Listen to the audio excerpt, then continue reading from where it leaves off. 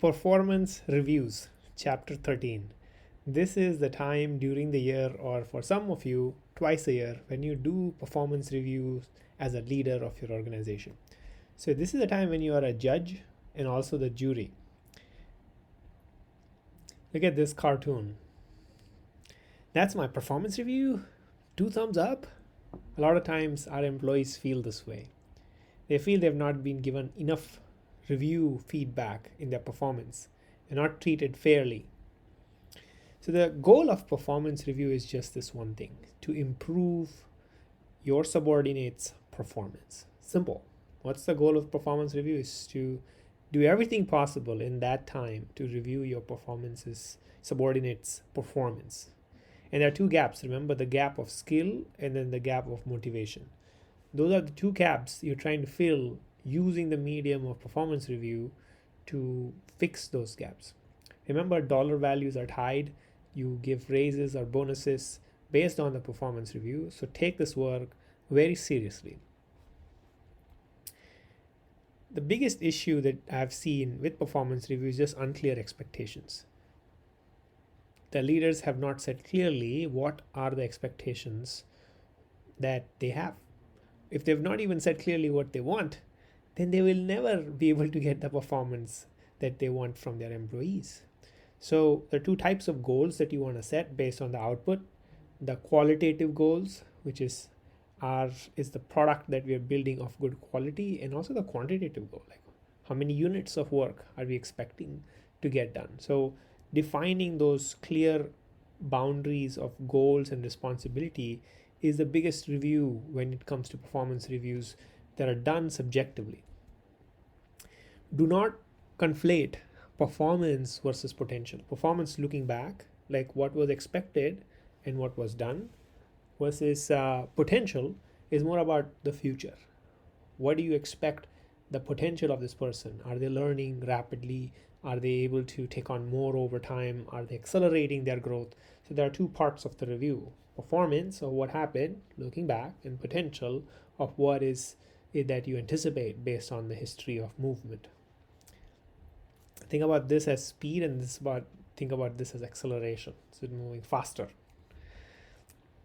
Performance review pitfalls. There are 5 of them. There are many, but let's go through 5 or 6 of them. The first one is when you ask your employees, they'll say, "Hey, I was surprised." That's a big pitfall, right? Like if you don't do your performance reviews well, then your employees will find your reviews surprising. This is the biggest issue that you need to think about as leaders. You want to avoid as many surprises as possible. Will you be able to eliminate all of them? No. But you need to make sure that you give enough continuous feedback during the year so that when you write it all down, that it's not surprising, that the person's like, where did this come from, right? So they should not be surprised. And a bad performance review also has no indication or specific examples of how to improve. Remember, even your star performer is looking for ways to improve. So if you've not done your job well, if you have not indicated how they can improve, then we are not hitting the main goal of performance review. Remember, the goal of performance review is to improve your subordinates' performance. So hindsight 2020, we should always be able to find something that your employees should be able to improve on. So that's the second one. Third, mixed message. You give a dollar raise in terms of salary, but then your rating is poor. Or if you give stock grants and then you've not had great potential that you see, like there shouldn't be mixed messages, right? Like you have to be consistent with what you write and what you do in terms of paying for performance, right? So consistent mixed messages for the raise that they get, the feedback rating that they get, it should be consistent. Fourth, the feedback is just too general because the supervisor doesn't know my work.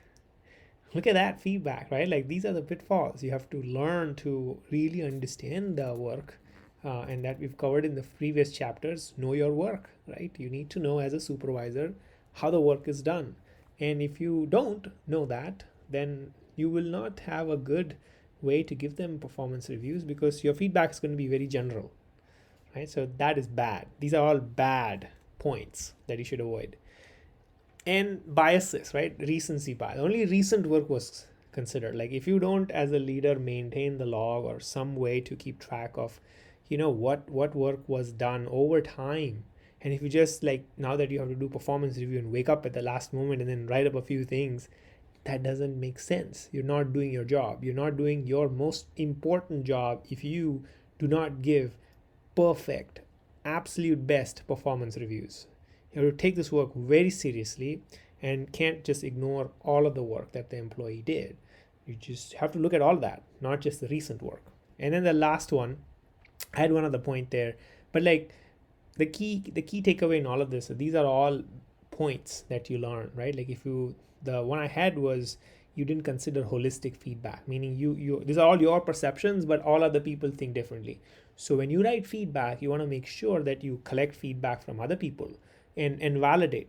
Ideally, if you are in a mixed matrix organization, you jointly write performance reviews with other leaders so that they attest, they sign the document in some fashion. They say, hey, this is a joint feedback, right? So it needs to be delivered holistically, right? No surprises, have ways to improve, consistent message. Key goal is to improve, and then it has to be specific with examples. Made sure that you considered all of the work, made sure that you considered feedback holistically, right? This is that cartoon that says, hey, your evaluation is based on the next 30 seconds, go, right?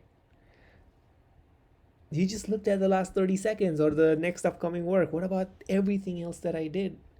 Your employees should be treated very fairly. We could do much better. So treat this work seriously. And then the biggest action that you do in your performance review is when you promote someone, that is the biggest action. That's the biggest, action as a leader that you take, because you are telling everyone this is the benchmark.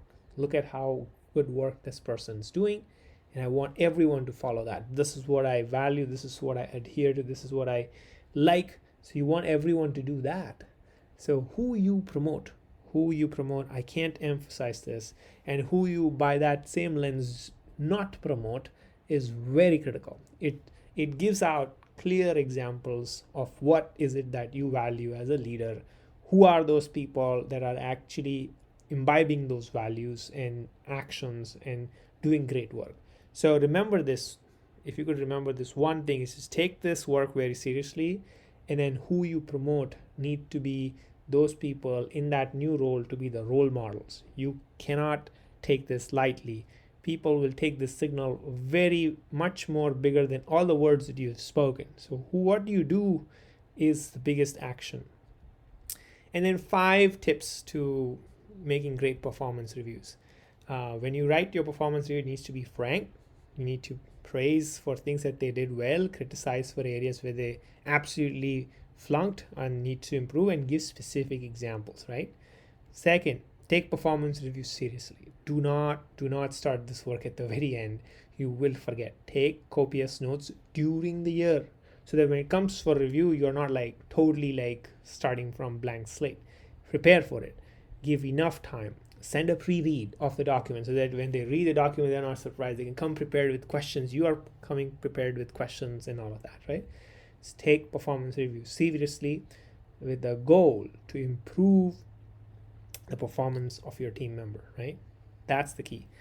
And during delivery, when you deliver it, you have to listen. You have to deliver it well. You have to have a level-head approach of making sure that you deliver the message and that the message is heard. Watch for the body language. Watch for the responses and all the cues around. And eventually ask them to repeat what feedback you gave them, and then make sure you get a commitment to action. Now, I think that's the biggest takeaway, making sure your feedback is heard, asking them to repeat what they heard from you as feedback, and then ask them to even commit, saying, hey, do you understand and agree and commit to this feedback? So that is important when you deliver your performance reviews. And then focus on a few things. If you have a laundry list, this is not the time for you to vent out and uncleanse your system of all the feedback that you wanted to give. No, it doesn't work that way. It has no meaning. Focus on certain phenomena, certain areas of feedback, focus areas, as to why those strengths and weaknesses are relevant to the work that they need to improve on, what to double down on for their strengths and what to significantly improve for their weaknesses. Gather peer feedback, I covered that, and make your feedback holistic. Make it around few areas, those few areas that'll significantly improve their performance. And remember, people will go from ignoring your feedback, that's why you want them to listen, and you listen to what they're saying, to even denying. So certain times when you give performance reviews, you have to be prepared that the other person will like outright deny, saying, hey, look, I do not agree with your feedback. Now you're their boss. You just had an assessment of what you feel is their performance review and feedback. People can come in a completely surprising way back to you if you were not ready for it. Like they could come ask you for questions that you might not have expected. They can ask you point blank questions. How do you feel about X and Y and Z? So remember that. They could even they could completely deny what feedback you've given them.